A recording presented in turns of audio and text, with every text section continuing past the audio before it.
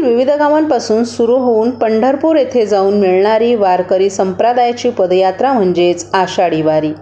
या वारीमध्ये अनेक जाती धर्माची लोक जास्तीत जास्त संख्येने सहभागी होतात। वारी ही महाराष्ट्रातील एक धार्मिक आणि सांस्कृतिक परंपरा आहे। पंढरीचा वास, चंद्रभागे स्नान आणि दर्शन विठोबाचे या एका इच्छेपोटी वारकरी वारी चुकवत नाहीत, अशी भागवत संप्रदायाची धारणा आहे।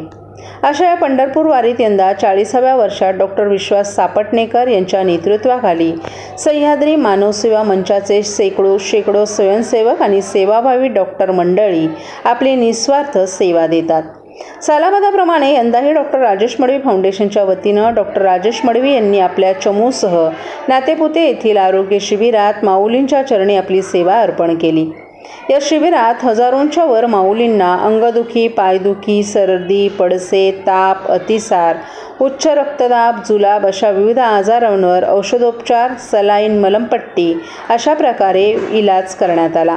त्याचबरोबर छोट्या शस्त्रक्रिया, टाके घालणे, पायदुखीसाठी तेल वगैरे आणि मसाज अशा सेवा देण्यात आल्या।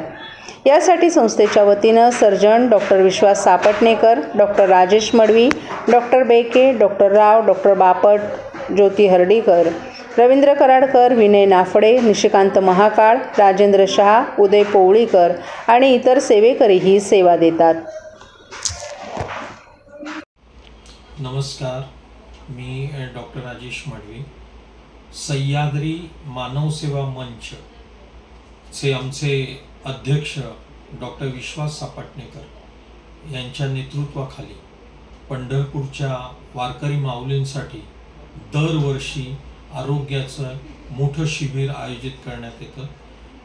हे 40वं वर्ष आहे आणि जो रूट माऊलीचा आहे, दिवे घाटापासून सुरू करून फलटण, नातेपुते, माळशिरस असा हा जो रूट आहे त्या सर्व ठिकाणी हा कॅम्प घेतला जातो आणि अंदाजे 50 ते 60 स्वयंसेवकांचा आणि त्याच्या डॉक्टरांचा त्याच्यात समावेश आहे। ते सर्व सेवा देतात आणि एक टेम्पो भरून औषधं नेली जातात आणि तिथे आपल्या ठाणा आणि इतर भागातले मुंबई, डोंबिवली अशाकडचे स्वयंसेवक स्वतःहून सेवेला येतात। हे जवळजवळ 15 ते 20 दिवस ही सेवा चालू असते। तर हा आजचा कॅम्प नातेपुते येथे संपन्न झाला आणि तिथे वारकरी माऊलींची, मला वाटतं 1000पेक्षा अधिक असतील, त्यांना सेवा देण्यात आली। खरंच त्याच्यात इतकं समाधान आहे। त्याच्यात अंगदुखी, पायदुखी, खोकला, सर्दी, ताप, कोणाला लागला असेल तर ते जखमा, या सर्वांची काळजी घेतली गेली। त्यांना औषधोपचार दिला गेला। जे अशक्त असतील त्यांना सलाईन लावण्यात आलं, ज्यांना जखमा असतील त्या जखमांना पट्टी लावण्यात आली। जे माऊली चालतात त्यांच्या पायाला तेल लावून मसाज केलं गेलं। तसं अगदीच आमचे सर काही छोट्या शस्त्रक्रिया पण सरांनी तिथे केलेल्या। अशी ही सेवा या पंढरपूरच्या वारीत आमच्याकडून घडते। ही खरंच त्या पांडुरंगाची इच्छा आहे आणि आम्ही शतशः त्या पांडुरंगाचे ऋणी आहोत।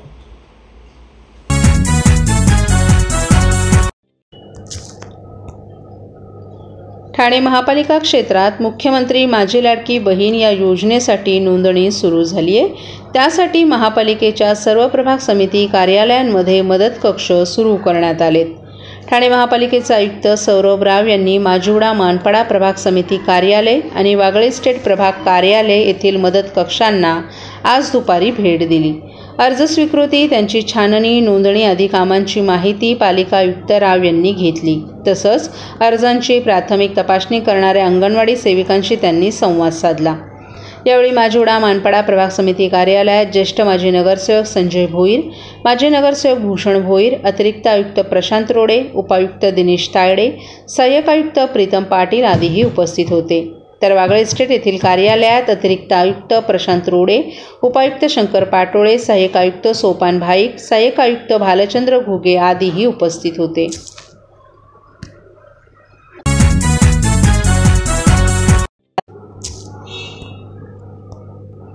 जिल्ह्यात ठाणे, भिवंडी, उल्हासनगर, अंबरनाथ आणि बदलापूर या शहरात 6,000हून अधिक अत्याधुनिक CCTV कॅमेरे बसवण्याचा प्रस्ताव ठाणे पोलिसांनी राज्य शासनाकडे काही महिन्यांपूर्वी पाठवला होता. त्यानंतर राज्यात लागलेल्या निवडणुका, आचारसंहिता यामुळे हा प्रस्ताव बारगळला होता. मात्र आता या शहरांमध्ये CCTV यंत्रणा बसवण्यासाठी लागणाऱ्या 492,89,41,000 रुपयांच्या खर्चाला प्रशासकीय मान्यता देण्यात आली आहे. याबाबत शासनाकडून नुकताच निर्णय जाहीर करण्यात आला आहे. पोलीस प्रशासनाला जिल्ह्याच्या सुरक्षेसाठी या यंत्रणेचा मोठा फायदा होणार आहे. ठाणे पोलिसांकडून ठाणे शहर पोलीस आयुक्तालयाच्या हद्दीतील ठाणे, भिवंडी, उल्हासनगर, अंबरनाथ आणि बदलापूर या शहरांमध्ये CCTV यंत्रणा बसवण्यासाठी शासनाकडे प्रस्ताव पाठवला होता. यानुसार ठाणे शहर पोलीस आयुक्तालयाच्या हद्दीतील परिमंडळ 1 ते 5 या ठिकाणी CCTV यंत्रणा कार्यान्वित करण्यासाठी लागणाऱ्या 492,89,41,000 रुपयांच्या खर्चाला प्रशासकीय मान्यता देण्यात आली आहे. याबाबत शासनाकडून नुकताच निर्णय जाहीर करण्यात आला आहे. ठाणे महापालिकेनं शहरात 1,750 CCTV कॅमेरे बसवलेत, मात्र ही संख्या अत्यंत कमी आहे. कल्याण डोंबिवली महापालिकेनं शहरात स्मार्ट सिटी अंतर्गत 1,000 CCTV कॅमेरे बसवलेत. ठाणे आणि कल्याण वगळता इतर शहरात शासकीय योजनेतून CCTV कॅमेरे बसवले नाहीत. जिल्ह्यातील 1,997 ठिकाणी हे कॅमेरे बसवण्यात येणार आहेत. शहरातील सिग्नल परिसर, मुख्य चौक, शाळा, महाविद्यालय तसंच निर्जन ठिकाणी हे कॅमेरे बसवले जाणार आहेत. या कॅमेऱ्यांच्या माध्यमातून शहरातील वाहतूक नियमांचं उल्लंघन करणाऱ्यांवर कारवाई करण्याबरोबरच गुन्हेगारीला आळा घालणं शक्य होणार आहे.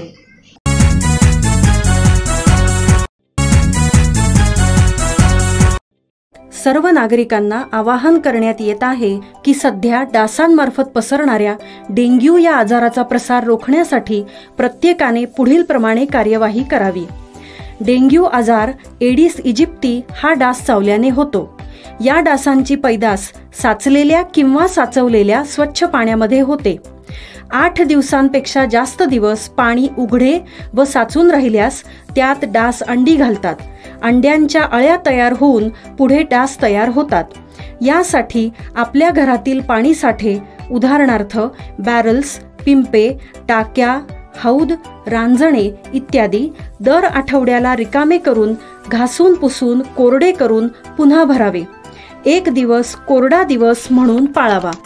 पाणी साठ्यांना घट्ट झाकणे बसवावीत किंवा जुनी साडी, चादर, धोतर यांनी बांधून झाकून ठेवावीत, म्हणजे डास त्यात जाऊन अंडी घालणार नाहीत.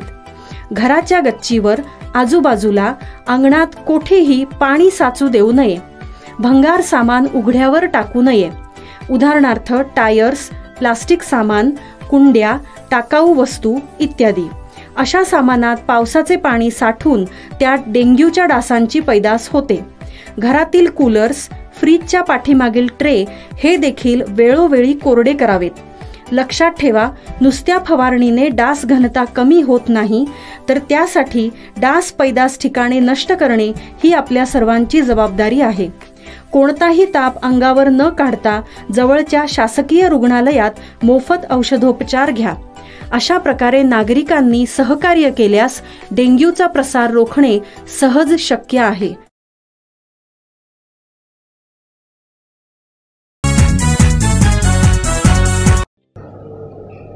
घरगुती भांडण झाल्यानं एक विवाहित तरुणी डायघरजवळील शिळफाटा गणेश घोळ या मंदिरात मनःशांती मिळवण्यासाठी गेली असताना मंदिर सांभाळण्यासाठी उत्तर प्रदेश येथून आलेल्या 3 पुजाऱ्यांनीच तिच्यावर आळीपाळीनं बलात्कार करत तिची हत्या केल्याची घटना उघडकीस आली आहे.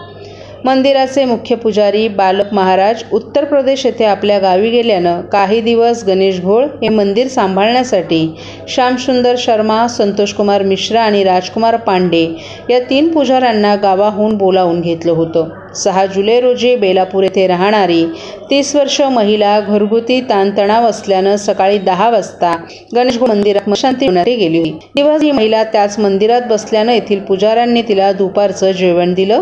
त्यानंतर संध्याकाळ चहा देताना या चहामध्ये भांगेची गोळी मिसळून दिली. हा चहा प्यायल्यानंतर मुलीची शुद्ध हरपली आणि रात्रभर ही महिला या मंदिरातच राहिली. दरम्यान या 3 पुजाऱ्यांनी आळीपाळीनं तिच्यावर बलात्कार केला.